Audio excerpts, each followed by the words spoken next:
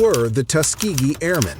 In the early 40s of the 20th century, the United States of America faced two wars simultaneously. One unfolding on the battlefields of Europe and the Pacific, the other, less visible but no less fierce, raging inside the country itself, in barracks, classrooms, and staff offices. We are talking about the struggle for the right of Black Americans to serve their homeland on an equal basis with their white fellow citizens. It was at the intersection of these two conflicts that one of the most striking stories of World War II was born. The story of the Tuskegee Pilots, a group of African-American pilots, navigators, mechanics, and support personnel, who not only proved their combat worth in the skies over Europe, but also forever changed the face of the armed forces of the most powerful country in the world. In those years, the American Army was riddled with racial segregation from top to bottom.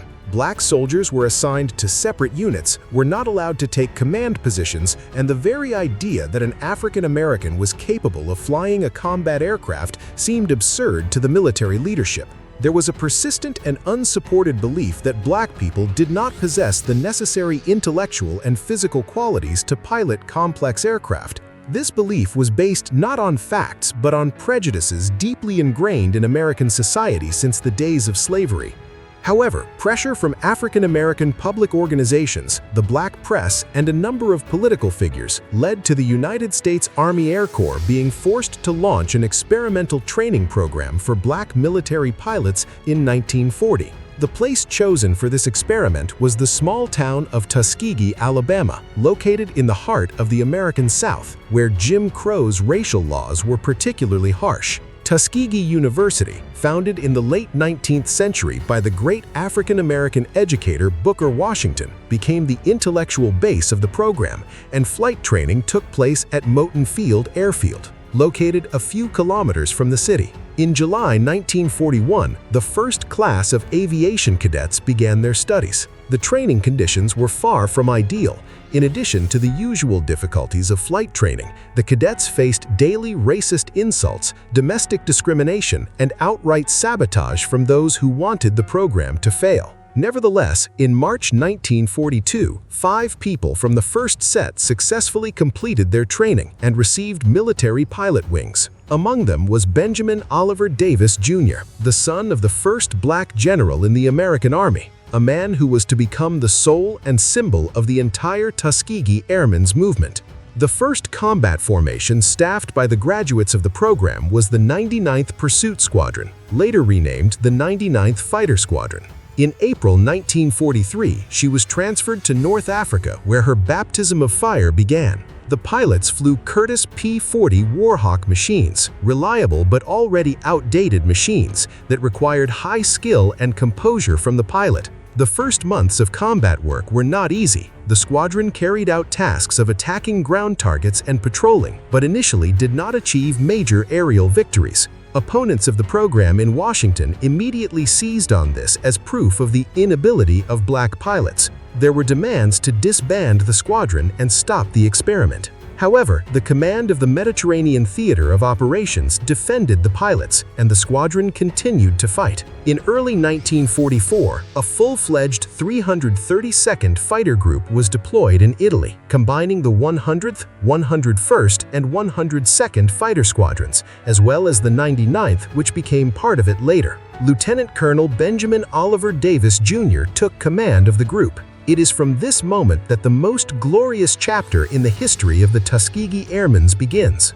The group was consistently re-equipped. From the Bell P-39 Airacobra in March 1944, it received the Republic P-47 Thunderbolt in the summer of the same year, and finally to the magnificent North American P-51 Mustang, which became the hallmark of the Red Tails. The pilots of the 332nd Group received this nickname due to the bright red paint used to paint the tail fins of their aircraft. The main task of the 332nd Group was to escort heavy bombers of the 15th Air Force, which carried out strategic raids on industrial facilities in Germany, Austria, and occupied Europe. It was grueling and dangerous work.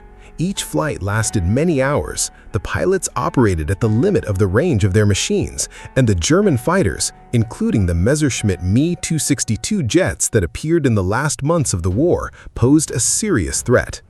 During the entire war, pilots from Tuskegee carried out more than 15,000 sorties and took part in more than 200 combat missions.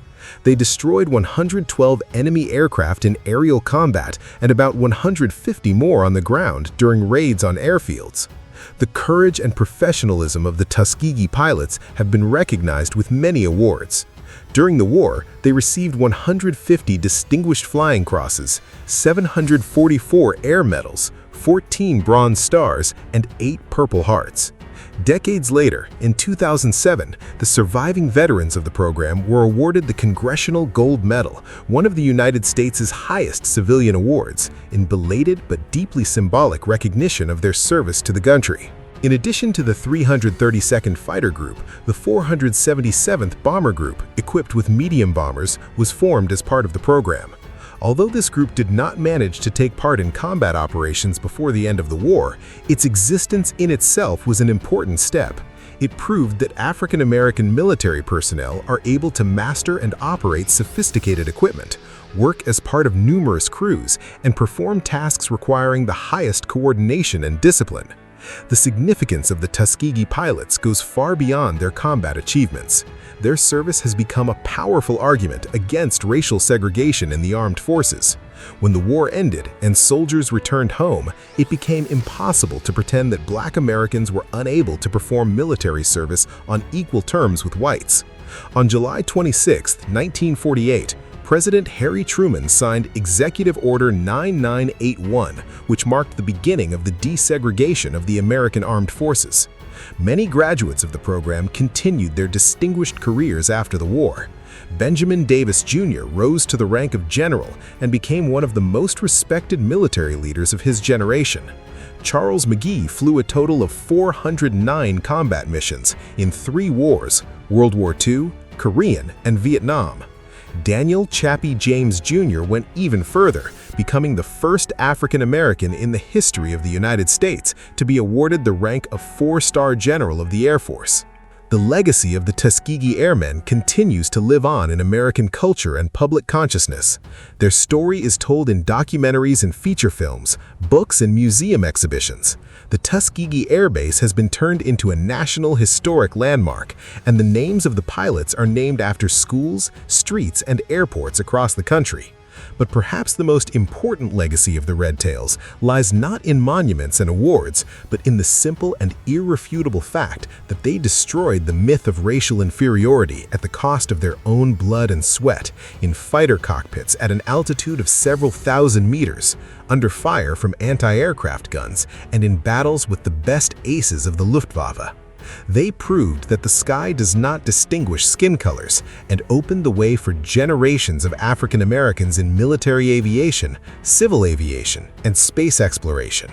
What do you think about this?